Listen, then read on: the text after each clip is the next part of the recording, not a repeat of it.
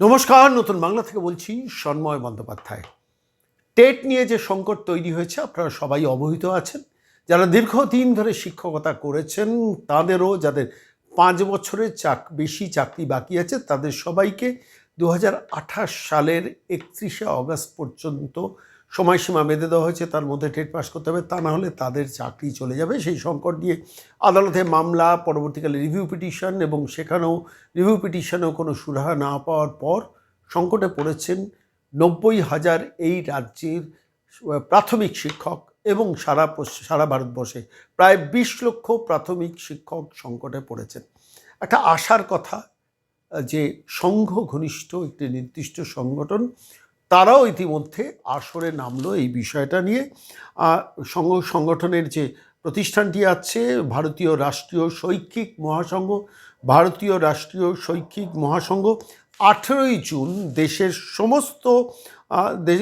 সমস্ত শিক্ষামন্ত্রীকে, কেন্দ্রীয় শিক্ষামন্ত্রীকে এবং সব রাজ্যের জেলা শাসকদের দিয়ে একটা ডেপুটেশন দিচ্ছেন, যাতে বাদল অধিবেশনেই বিশেষ অর্ডিন্যান্স এনে, আবার বলছি বাদল অধিবেশনে বিশেষ অর্ডিন্যান্স এনে টেট পাশে ছাড়ে বিল আনুক কেন্দ্র চাইছেন সংঘ ঘনিষ্ঠ একটি নির্দিষ্ট প্রতিষ্ঠান। দেখুন, এই মুহূর্তে দাঁড়িয়ে আদালত যেহেতু মুখ ফিরিয়েছে, আদালত যেহেতু রিভিউ পিটিশনও বাতিল করেছে, বিভিন্ন প্রাথমিক শিক্ষক সংগঠন তারা দীর্ঘদিন ধরে লড়াই করছে, আইনি জটে একটি নির্দিষ্ট প্র্যাকটিক্যালি অন্যায় কাজ করা হচ্ছে শিক্ষকদের উপর, শিক্ষকরা মনে করছেন। কিন্তু যেহেতু মহামান্য সুপ্রিম কোর্ট রায় দিয়েছেন, ফলত এখান থেকে নিস্তার নেই। কিন্তু নিস্তারটা কীভাবে সম্ভব? একটা কাজেই সম্ভব, সেটা হচ্ছে যদি সংসদে বিল এনে, অর্ডিন্যান্স এনে এদের পাশে দাঁড়ায় কেন্দ্রীয় সরকার। এখন সেটাকে রাজি করাবে কে? কেন্দ্রীয় সরকারকে। ফলত সেই প্রেক্ষিতে দাঁড়িয়েই সংঘ ঘনিষ্ঠ একটি নির্দিষ্ট সংগঠন যখন আসরে নেমেছেন, এবং মনে রাখবেন সারা ভারতবর্ষের সমস্ত জেলা শাসকদের দিয়ে এবং ভারতবর্ষের শিক্ষামন্ত্রীকে তারা অর্ডিন্যান্সটা আনার জন্য তারা আবেদন করছেন।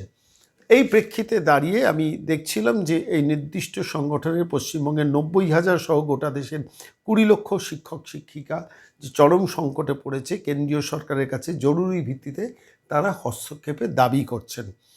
আর রাজ্যের যিনি সাধারণ সম্পাদক এই ব্যাপারে, বাপি প্রামাণিক, যিনি ভারতীয় রাষ্ট্রীয় শৈক্ষিক মহাসংঘের সাধারণ সম্পাদক, তিনি বলেছেন দেশে 2010 সালের 23শে অগস্ট টেটের মাধ্যমে প্রাথমিক ও উচ্চ প্রাথমিকে শিক্ষক নিয়োগের আইন তৈরি হয়েছিল, আর তা চালু হয়েছিল 2011-র 11ই ফেব্রুয়ারি।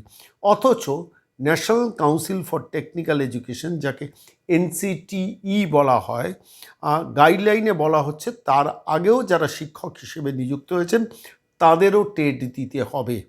সুপ্রিম কোর্ট রিভিউ পিটিশনের শুনানিতে এই নিয়ম বলবৎ রেখেছে।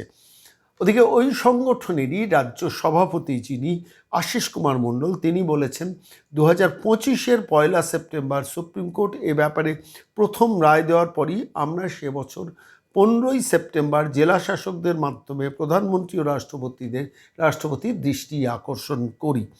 ঠিক এই পরিস্থিতিতে কেন্দ্র এখনও পর্যন্ত 2011-র 11ই ফেব্রুয়ারি আগে কর্মরত শিক্ষকদের স্বার্থ রক্ষার অর্ডিন্যান্স আনেনি, আইনও বদল করেনি। আমরা চাই অবিলম্বে NCTE রুল বদল হোক। ফলত স্বাভাবিকভাবে যখন সংঘ ঘনিষ্ঠ, যেহেতু এরা এই ভারতবর্ষে এই মুহূর্তে দাঁড়িয়ে 21টি রাজ্য বিজেপি শাসিত, এবং সেখানকার শিক্ষামন্ত্রীরাও স্বাভাবিকভাবে বিজেপির শিক্ষামন্ত্রী, এবং এদিকে সংঘ ঘনিষ্ঠ সংগঠন যখন এই বিষয়টাতে আসরে নেমেছেন, এবং তারা 18 তারিখ বাদল অধিবেশনের আগে সারা ভারতবর্ষ থেকে বিভিন্ন জেলা শাসককে দিয়ে যাতে কেন্দ্রীয় সরকারের শিক্ষামন্ত্রীর কাছে ডেপুটেশনটা নিশ্চিত করছেন, তখন কোনো একটা জায়গায় আশার আলো কিঞ্চিত আছে যে কেন্দ্রীয় সরকার এই 20 লক্ষ প্রাথমিক শিক্ষকদের ব্যাপারে শেষ পর্যন্ত হস্তক্ষেপ করবে, এবং যার মধ্যে এই পশ্চিমবঙ্গের 90,000 শিক্ষকের ভবিষ্যৎ জড়িত আছে, যাদের টেট পরীক্ষাটা সুপ্রিম কোর্ট বাধ্যতামূলক করেছেন। আমার কাছে মনে হয়েছে আজকে এটি অত্যন্ত গুরুত্বপূর্ণ প্রাসঙ্গিক একটি বিষয়। আমরা আশা রাখবো যে সংঘঘনিষ্ঠ যে সংগঠনটির সঙ্গে আমাদের খুব বেশি পরিচয় নেই, যার নাম হচ্ছে ABRMS, সংক্ষেপে ভারতীয় রাষ্ট্রীয় শৈক্ষিক মহাসংঘ, ভারতীয় রাষ্ট্রীয় শৈক্ষিক মহাসংঘ।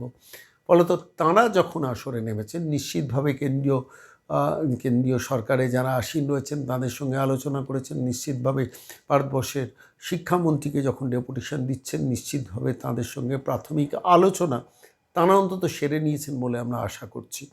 দেখা যাক শেষ পর্যন্ত পরিস্থিতি কোন দিকে যায়। সুপ্রিম কোর্ট যখন মুখ ঘুরিয়েছেন, সুপ্রিম কোর্টে রিভিউ পিটিশন যখন মান্যতা পায়নি, তার মানে টেকনিক্যাল দিক থেকে আটকে গেছে এই এন্টায়ার প্রয়াসটা। কিন্তু একটাই সুরাহা আছে, এটা আমি বারবার অতীতেও বলেছি, এখনও বলছি, যদি কেন্দ্রীয় সরকার সংসদে অর্ডিন্যান্স এনে এই 20 লক্ষ শিক্ষকের পাশে দাঁড়ান, যার মধ্যে আছেন পশ্চিমবঙ্গের 90,000 শিক্ষক, এবং কোনো রাজনৈতিক দল এই পার্টিকুলার অর্ডিন্যান্সের বিরোধিতা করবেন না, তাহলে কি কেন্দ্রীয় সরকার বাদল অধিবেশনে বিল আনছে? সেদিকে নজর থাকবে।